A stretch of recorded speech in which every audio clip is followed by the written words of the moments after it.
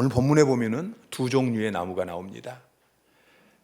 종려나무가 나오고 또 백향목 나무가 나오는데요. 시인은 의인을 축복하면서 의인은 12절에 보니까 의인은 종려나무같이 번성하며 레바논의 백향목같이 성장하리로다, 이렇게 축복하고 있습니다. 의인은 여러분이 의인입니다. 예수 믿고 우리의 모든 죄가 사함받은 바로 저와 여러분이 의인이죠. 의인은 종려나무같이 번성할 것이다. 레바논의 백향목같이 성장하리로다. 종려나무는 사막의 무더위 위에서 자라나는 나무입니다.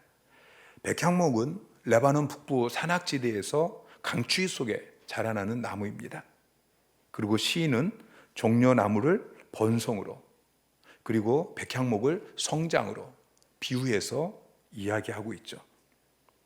종려나무는 대추나무, 대추야자 나무입니다. 이 나무는 사막에서도 아주 잘 자라는, 그리고 특별히 종려나무가 있는 곳에는 어김없이 오아시스가 있습니다. 이스라엘 백성이 출애굽하면서 광야에서 두 개의 오아시스를 만나는데 첫 번째가 마라이고요, 두 번째가 엘림입니다. 엘림에 갔더니 생수가 솟아나는 샘이 12개가 있었고, 그리고 그 주변으로 종려나무가 70그루가 있는 아주 큰 오아시스였죠. 예루살렘 입구에 여리고라는 도시가 있습니다. 여리고라는 도시는 종종 종려나무의 성읍으로 불려집니다. 저는 한 25년쯤 전에 성지순례를 하면서 여리고에서 먹었던 그 대추 야자, 이 맛을 지금도 잊을 수 없습니다. 이 대추 야자 말린 것, 그것이 이 꿀에 잰 것보다도 더 달았습니다. 대추 야자 열매는 매우 뛰어난 영양적 가치를 가진 식품입니다. 그래서 아라비아 사막의 유목민인 베두인족은 말린 대추 야자를 식량으로 사용한다고 합니다.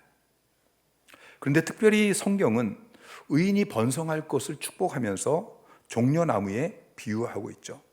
왜냐하면 보통 대추 야자 나무가 한 20m, 30m 그렇게까지 성장을 하는데, 그때 한 나무에서 300kg의 열매를 생산한다고 합니다. 자, 한번 그림 한번 보여주세요. 이게 지금 대추 야자 나무인데요. 넘겨서요. 한 나무에서 저렇게 열매가 맺힙니다. 또 넘겨주세요. 근데 한 부분이 저 열매가, 대추 야자 열매 여러분 보셨죠? 엄지손가락만한 그런 열매들이 저렇게 한 나무에 300kg, 그리고 한번 열리기 시작하면 100년 동안 열매를 생산합니다.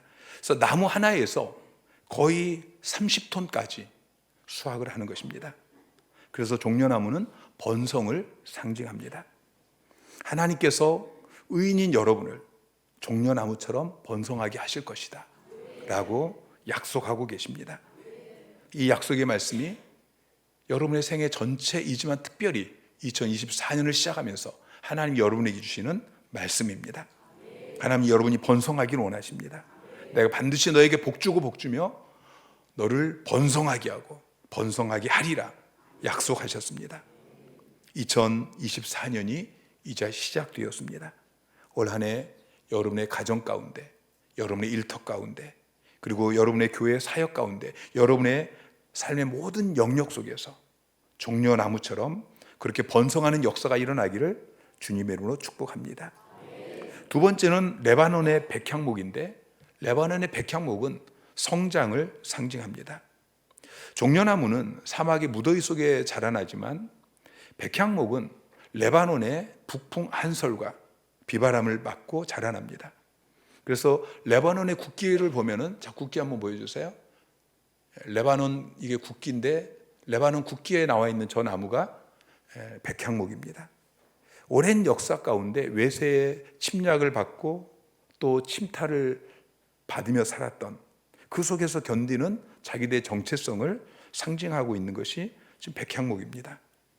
근데 성경에서 백향목이 상징하는 것은 그게 아니고 성장을 상징합니다. 자, 다음 넘겨보십시오. 백향목 나무가 이렇게 뻗어 있는. 자, 그 다음 백향목 나무 한 그루가 보통 한 40m까지 그렇게 자라나고요. 또 둘레가 2.4m 그렇게 되도록 자라난다고 합니다. 특별히 추위를 견디며 자라났기 때문에 제목이 단단하고 곱게 뻗어 있어서 다윗과 솔로몬 시대에는 백향목을 수입해서 왕궁을 지었습니다. 그리고 하나님의 성전을 건축할 때도 백향목을 가지고서 건축하였죠. 올 한 해 여러분의 자녀들이 키가 자라나고 지혜가 자라나기를 주님의 이름으로 축원합니다. 무엇보다도 하나님을 아는 지식이 자라나기를 주님의 이름으로 축원합니다. 올 한 해 여러분의 믿음이 자라나고 여러분의 실력이 자라나고 또 사역이 성장하는 역사가 일어나기를 주님의 이름으로 축원합니다. 여러분의 가정 가운데, 일터 가운데, 또 교회 사역 가운데, 또 모든 영역 가운데 이 종려나무 같은 번성, 그리고 백향목 같은 성장이 일어나기를 다시 한번 주님의 이름으로 축복합니다. 시인은, 의인이, 바로 저와 여러분이 종려나무같이 번성하고 백향목처럼 성장하게 될 것이다 라고 축복하면서 그럴 수밖에 없는 이유를 설명하고 있습니다. 자, 13절 말씀 시작. 이는 여호와의 집에 심겼으며 우리 하나님의 뜰 안에서 번성하리로다. 자, 여호와의 집 그리고 하나님의 뜰이 나오는데 여호와의 집과 하나님의 뜰은 교회를 이야기합니다. 교회에서 번성하게 된다고 말씀하고 있는 것이죠. 지난 한 해 동안도 하나님의 집에 그리고 하나님의 뜰에 있었던 성도들은 다 번성하고 성장했습니다. 새해에는 더욱더 여호와의 집에 심겨지고 또 하나님의 뜰 안에 번성하는 여러분 되시기를 주님의 이름으로 축원합니다. 중요한 단어가 심겼다라는 단어입니다. 심겼다. 죽은 나무를 땅에 박아놓은 것, 이걸 심겼다라고 이야기하지 않죠. 살아있는 나무가 땅속에 뿌리를 박고 그래서 땅의 양분을 빨아들이면서 성장할 때 그 나무를 심겨졌다라고 이야기하는 것입니다. 나무를 땅에 심을 때에 그 심겨진 나무가 땅으로부터 영양분을 공급받게 되어지고 그러면서 성장하고 번성하게 되어지는 것이죠. 이처럼 성도는 교회에 심겨질 때 교회를 통해서 생명을 공급받게 되어지고 그러면서 성장하게 되어지고 번성하게 되어지는 것입니다. 여러분, 이 나무는 처음부터 저절로 여호와의 집에서 싹이 나고 자라는 것이 아닙니다. 다른 곳에서 자라나고 있었습니다. 근데 의도적으로 뽑아서 여호와의 집에 옮겨 심었다는 것이죠. 새해에는 여러분을 교회로 옮겨 심으시기를 주님 이름으로 축원합니다. 세상 죄짓고 살던 그곳에서 뽑아서 하나님이 기뻐하지 않는 그런 곳에서 방황하던 여러분을, 여러분 자녀들, 여러분 남편을, 여러분 사랑하는 사람들을 그렇게 뽑아서 교회에 심겨지기를, 교회에 그냥 다리만 걸친 그런 신앙생활이 아니라 교회에 심겨진 신앙생활을 하시기를 주님의 이름으로 축원합니다. 14절 말씀 읽겠습니다. 시작. 그는 늙어도 여전히 결실하며 진액이 풍족하고 빛이 청청하니. 늙어도 여전히 결실하고 진액이 풍족하고 빛이 청청한. 도종환 시인은 사람은 누구나 꽃이다 라는 책에서 이렇게 이야기합니다. 모든 꽃이 장미일 필요는 없다.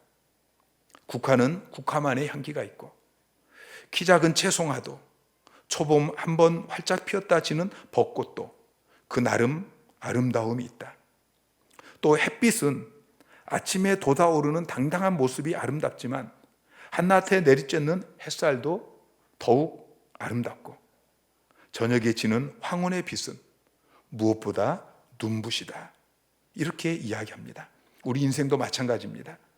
어린아이는 어린아이대로, 청년은 청년대로, 장년은 장년대로, 그리고 노년은 노년대로 행복이 있고 아름다움이 있습니다. 지미 카터 전 대통령이 70세 되던 생일날 한 기자가 그에게 물었습니다. 당신은 농부로부터 시작해서 미국의 대통령까지 멋진 인생길을 걸어오셨습니다. 그 중에 가장 아름다웠던 시간이 언제입니까? 그때 지미 카터는 주저하지 않고 지금입니다. 바로 지금입니다. 그렇게 대답했습니다. 우리 한학교에 나이 드신 어르신들, 오늘 또 한 살 더 잡수셔서 속상하실 수도 있겠는데요.